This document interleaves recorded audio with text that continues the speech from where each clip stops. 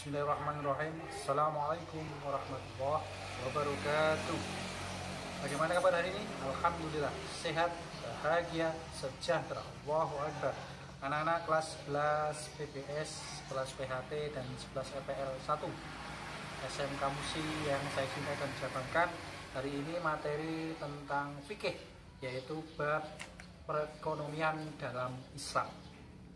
Intinya bahwa ketika kita mendengar istilah bank syariah dan bank konvensional, maka sebagai umat Islam kita tentu memilih bank syariah sebagai seorang muslim, karena ekonomi merupakan aspek kehidupan manusia yang sangat penting. Demikian juga dalam konsep dunia modern sekarang. Untuk itu kita pelajari bahwasanya dulu sebelum Rasulullah hijrah ke Madinah, pasar dan sistem itu belum sebaik sekarang ini. Masih menggunakan sistem kapitalis yang dikuasai oleh orang Yahudi.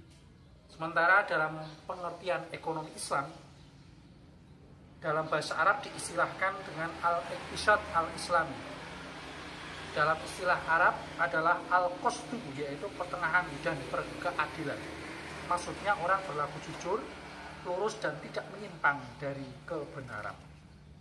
Intinya ekonomi Islam berdasarkan Al-Quran dan As-Sunnah. Bahkan seorang fuqaha asal Mesir bernama Profesor Muhammad Abu Syahroh mengatakan ada 3 sasaran hukum Islam, dan mengatakan bahwa Islam rahmatan lil alamin itu berdasar. Yang pertama, penyucian jiwa agar setiap muslim menjadi sumber kebaikan bagi masyarakat, tegaknya keadilan dalam masyarakat, dan tercapainya maslahah atau kebaikan bersama. Maslahah ini menjadi puncak sasaran di antara 5 jaminan dasar, yaitu keselamatan keyakinan atau ad-din, keselamatan jiwa atau an-nafs, dan al-aql atau keselamatan akal, kemudian keluarga dan keturunan atau an-nasl, dan harta benda al-mal. Hukum ekonomi Islam sendiri berdasarkan dari Al-Quran dan As-Sunnah, karena Al-Quran merupakan kitab suci umat Islam yang dijadikan pedoman hidup di dunia maupun di akhirat kelak. Hadis yang merupakan dasar hukum kedua dijadikan pertimbangan selain Al-Quran, karena ekonomi yang dijalankan oleh Rasulullah menjadi contoh bagi kita umat Islam. Ada juga ijma atau kesepakatan ulama, yaitu dasar hukumnya menggunakan kesepakatan ulama dalam menentukan suatu perkara biar jelas. Yang keempat, kias. Kias itu merupakan perumpamaan atau dalam mengejar masalah itu dirujuk dengan ketentuan yang ada berupa sebuah hukum yang aplikatif atau penerapan dalam kehidupan sehari-hari. Kita perlu tahu tujuan ekonomi Islam, yaitu diantaranya untuk memperoleh kesejahteraan sosial, kemudian membina persaudaraan dan menegakkan keadilan, membina distribusi pendapatan yang seimbang, dan mewujudkan kebebasan manusia. Kita juga perlu tahu prinsip-prinsip ekonomi Islam, diantaranya tidak menghalalkan sesuatu yang masuk dalam kategori riba. Kemudian akuntabel, dalam artian transaksi itu harus tercatat dalam pencatatan, artinya tidak sembarangan, hanya sekedar percaya saja, tapi harus tercatat, artinya hitam di atas putih. Bagaimana cara membangun ekonomi umat?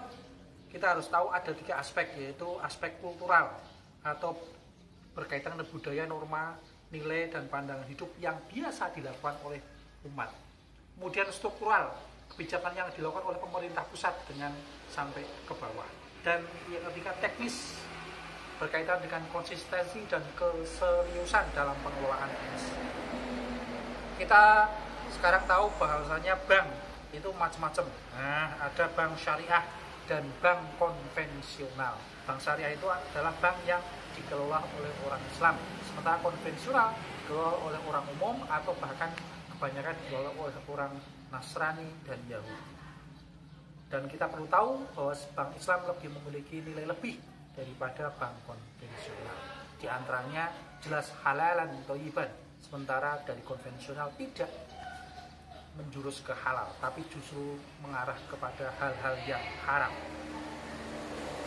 Produk bank syariah di antaranya ada wadiah atau titipan uang barang surat berharga, ada mudorobah bentuk kerjasama kedua belah pihak yang saling menguntungkan, ada musyarakah akad yang dilakukan kedua belah pihak sebagai aset bersama, dan murobohah atau jual beli barang dengan tambahan keuntungan dibagi bersama.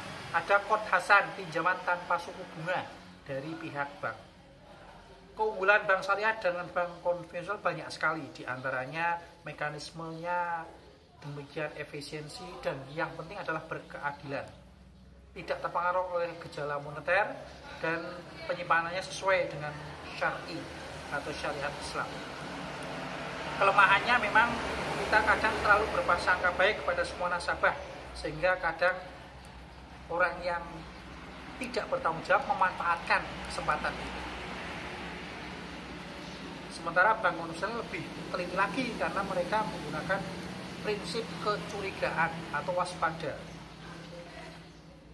Fungsi bank syariah diantaranya adalah memfasilitasi segmen pasar yang belum terjangkau, artinya membantu perekonomian umat Islam diantaranya. Ada juga koperasi syariah yang diantaranya menyejahterakan umat. Kemudian fungsinya membangun dan mengembangkan potensi umat Islam dalam ekonominya. Landasan koperasi syariah diantaranya adalah Pancasila dan Undang-Undang Dasar 45, berdasarkan keluargaan, dan tentunya berdasarkan syariat Islam, yaitu dalam hal ini Al-Quran dan As-Sunnah. Prinsipnya koperasi syariah, manusia diberi kebebasan untuk bermuamalah atau berhubungan dalam keseadilan dan kesejahteraan. Itulah gambaran dari perekonomian dalam Islam. Intinya kalau kita berprinsip dengan syariah, kembali kepada Al-Quran dan As-Sunnah, insya Allah ekonomi umat Islam menjadi maju dan bisa menyejahterakan umat secara keseluruhan. Terima kasih. Jangan lupa kalian like dan komen, kemudian berikan lewat YouTube dan subscribe. Terima kasih. Assalamualaikum warahmatullahi wabarakatuh.